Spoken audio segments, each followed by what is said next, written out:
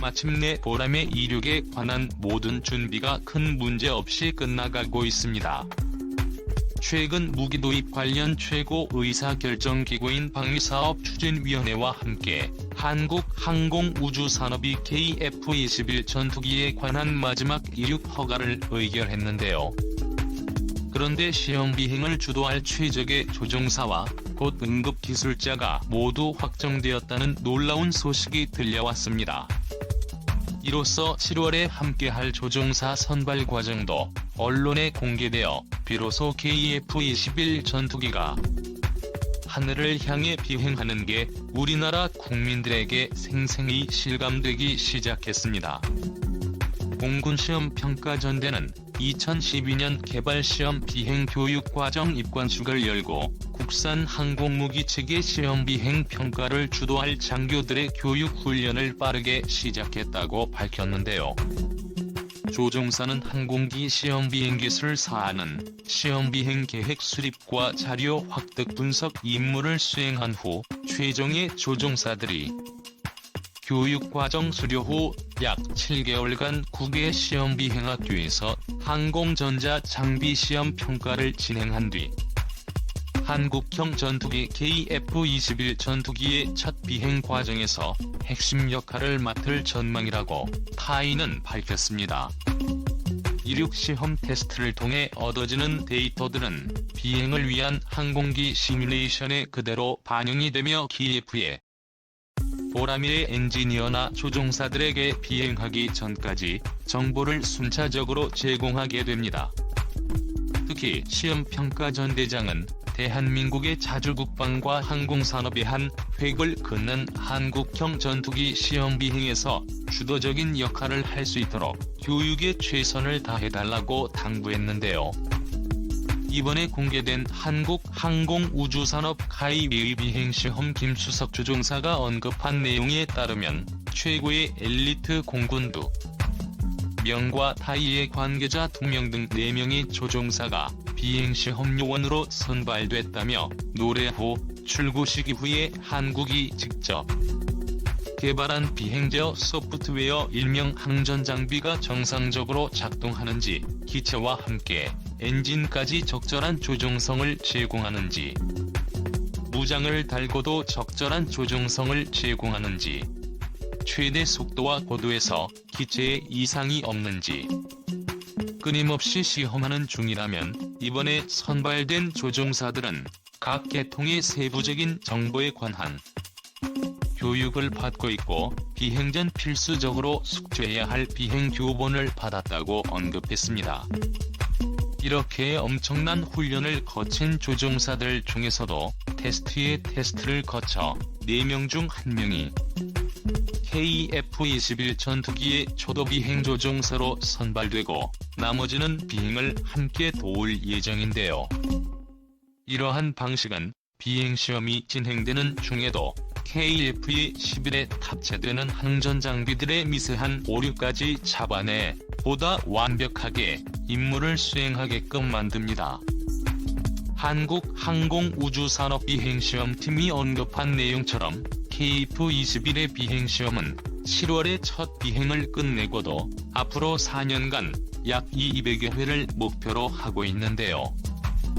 고도와 비행거리 이륙 종량 등을 점차 늘려가는 방식으로 진행될 예정입니다.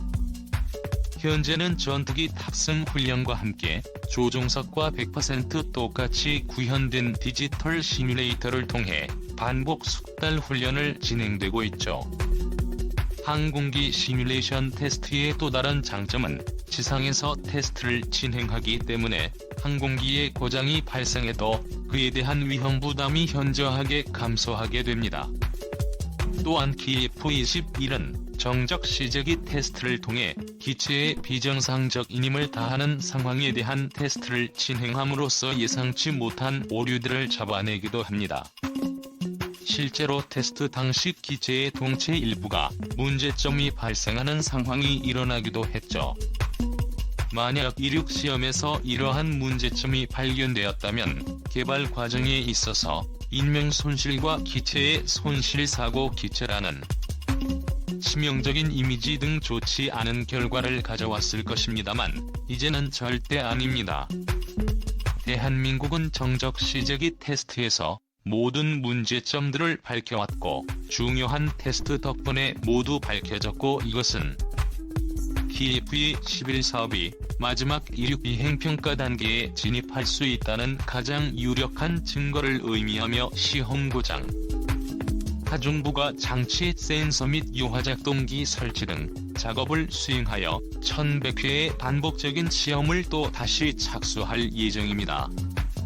이러한 많은 부품과 전자장비 그리고 각종 대선이 되어 있는 전투기에 대한 지상 테스트를 실행해야 우리 KF-21의 완성도를 높이게 될 것입니다.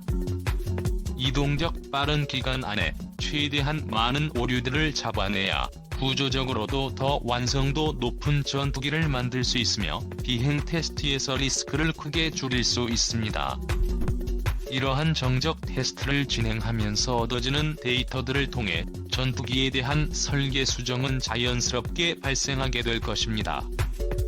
세계 최초 5세대 전투기로서 개발되는 기체인 만큼 미국에서도 이미 인정받았고 미국도 2030년까지 MX 전투기 개발 프로그램 진행을 추진 중에 있습니다.